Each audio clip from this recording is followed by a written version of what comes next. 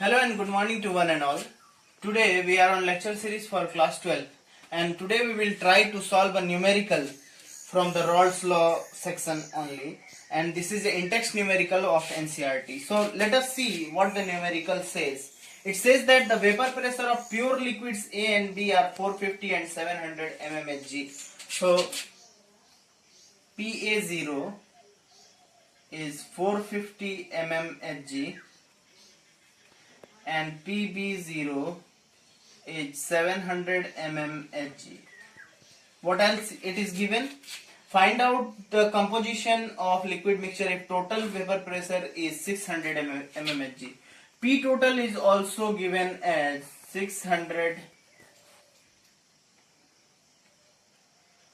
mmHg, and what it is asking, also find the composition of vapor phase. So from Raoult's law we know that P total is equal to PA0 plus PV0 minus PA0 into XB. P total is equal to PA0 plus PV0 minus PA0 into XB. P total is given as 600, PA0 is given as 450. Here it will be 700 minus 450 into XB. Now 600 will be equal to 450 plus 700 minus 450 will be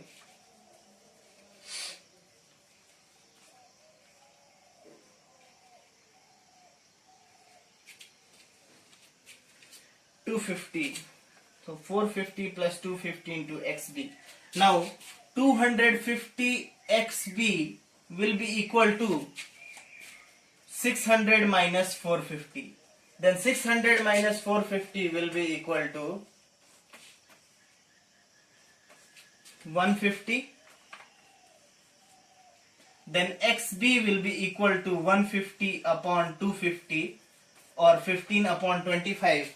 That will be equal to around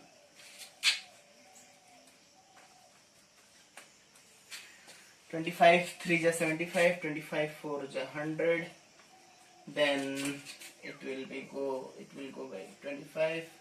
Then it will be 50, and then it will be 25 2 is 50. So it is around 0.42, right? 0.42. So the mole fraction of second component, that is XB, we have got at 0.42. You know that XA plus XB will be equal to 1. Then we know XB, then we can calculate XA as 1 minus XB. अभी ये calculate हो गया दोनों, तो आप लोग PA और PB निकाल सकते हो ना, राइट? अगर XB कैलकुलेट हो गया और XA कैलकुलेट हो गया, तो आगे आप क्या कर सकते हो? Let us see.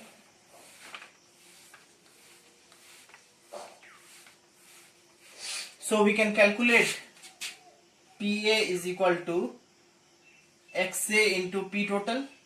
P total हमें मालूम है, XA हमने कैलकुलेट कर लिया.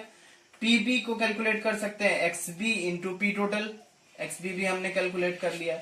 ये अब पूछ रहा है कि what is its composition in vapour phase. तो आपको याद होगा, एक इक्वेशन आपको बताया गया था कि PA is equal to YA into P total and PB is equal to YB into P total.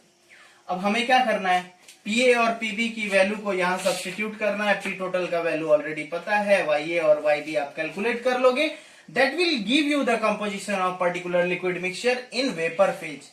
Vapour phase में इसका कंपोजिशन यहां से हमें पता चल जाएगा, right? So you should try this numerical at your home. I have given the way how to solve it. Now let us proceed to our topic, next or new topic we can say, that is colligative properties. Colligative properties. What are colligative properties? सबसे पहले तो students ये समझने की कोशिश करो कि colligative property होती क्या है. The properties whose value depends on the number of solute particles alone is called colligative property. Colligative property वो होती है जिसकी वैल्यू सोल्यूट पार्टिकल्स के नंबर पे डिपेंड करता है. The first colligative property which we are going to study is relative lowering of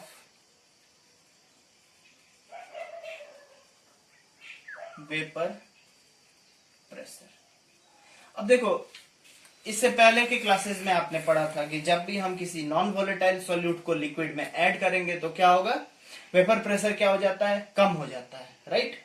suppose that pure solvent का vapour pressure हम मान लेते हैं P1 0 था, right. And after adding the solute or after adding the non-volatile solute, what happens? The vapor pressure becomes P1, right? According to Raoult's law, P1 is equal to P10 x1. अब ये तो हमें मालूम है कि जो P1 होगा वो क्या होगा, P10 से छोटा हो जाएगा, क्योंकि रिलेटिव लोअरिंग की बात हो रही है. तो वेपर प्रेशर क्या हो जाना है, कम हो जाना है, right. So if we take the change in vapour pressure as delta P1, so that will be equal to P10 minus P1, P10 minus P1. अब इस P1 की जगह पे मैं सब्स्टिट्यूट कर दूं P10 x1 को, तो क्या होगा, देखो P10 minus P10 x1. P10 को कॉमन ले लेते हैं हम, तो अंदर क्या बचेगा, 1 माइनस x1, राइट. फिर से देखो यहाँ पे प्योर कंपोनेंट के वेपर प्रेशर को P10 लिया, सॉल्यूशन बनने के बाद जो वेपर प्रेशर है उसको मैंने ले लिया P1, राइट. तो P1 इज इक्वल टू क्या होगा, P10 x1 according to रॉल्ट्स law, क्योंकि रॉल्ट्स लॉ क्या कहता है, the partial pressure of any component is directly proportional to its mole fraction in the solution, where x1 is the mole fraction for the particular component. तो change in vapor pressure will be equal to P10 minus P1. इसको change किया और change करने के बाद common लिया, इसी को हम क्या लिख रहे हैं, P10 x2. x2 कैसे लिख रहे हैं, because x1 plus x2 gives 1. So its mole fraction when added together, the value which we get is 1, right. अब देखो, इसी delta P1 is equal to P10 x2 को मैं क्या लिख सकता हूं, डेल्टा P1 बाई P10, ठीक. और डेल्टा P1 को मैं क्या लिख सकता हूं, P10 minus P1 upon P10 is equal to x2. x2 क्या है, x2 is the mole fraction of the solute. तो x2 मोल फ्रैक्शन है, तो हम x2 को क्या लिख सकते हैं, N2 upon N1 plus N2. N2 क्या है, number of moles of the solute, N1 क्या है, number of moles of the solvent, and N2 क्या है, नंबर ऑफ मोल्स ऑफ जो सॉल्यूट हमने ऐड किया उसके मोल्स है, राइट. तो let us rub it.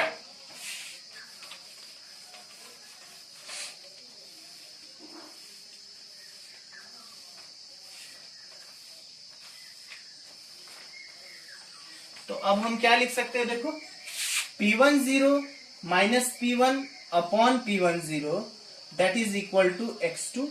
x2 को क्या लिख सकते हैं हम, N2 upon N1 plus N2, where N2 is moles of solute और N1 किसके लिए है, मोल्स ऑफ सॉल्वेंट, राइट. अब अगर हमारा सॉल्यूशन बहुत ज्यादा डाइल्यूट है, वाटर की क्वांटिटी ही उसमें ज्यादा है और N2 कम है, तो N2 क्या होगा, it is very less than N1, so we can neglect the N2. So it will be equal to P10 minus P1 upon P10 is equal to N2 by N1, right. ठीक है. अब देखो N2 को मैं क्या लिख सकता हूं, W2 by M2, where W2 is the given mass of solute, M2 is the molecular mass of solute. N1 को मैं क्या लिख सकता हूं, W1 by M1, where given mass of solvent and molecular mass of solvent. अब W1 by M1 को ऊपर लेके जाएंगे तो क्या हो जाएगा, W2 by M2 into M1 by W1. अब आप पूछोगे कि इस पूरे इक्वेशन का क्या यूज है, right. See, if we are knowing all of the quantity except one quantity, अगर वेपर प्रेशर रिलेटिव लोअरिंग दिया हुआ है, सारा कुछ दिया हुआ है, और आपको W2 पूछ रहा है तब भी आप कैलकुलेट कर सकते हो।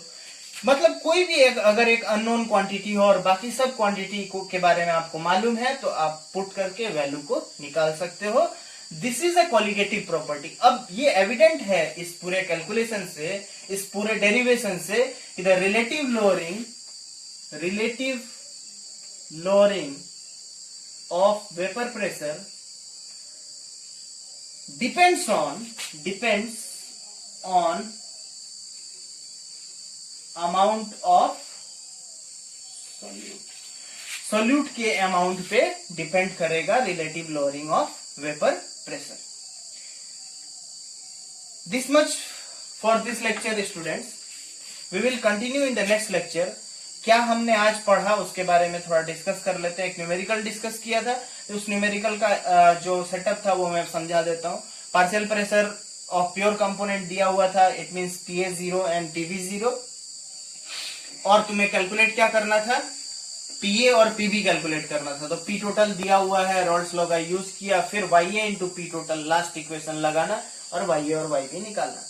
Relative lowering of vapour pressure में हमें पता चला कि नॉन वोलेटाइल सोल्यूट ऐड करने पे सोल्यूट के अमाउंट पे रिलेटिव लोअरिंग डिपेंड करता है, वो चीज हमने डिराइव करके देखी।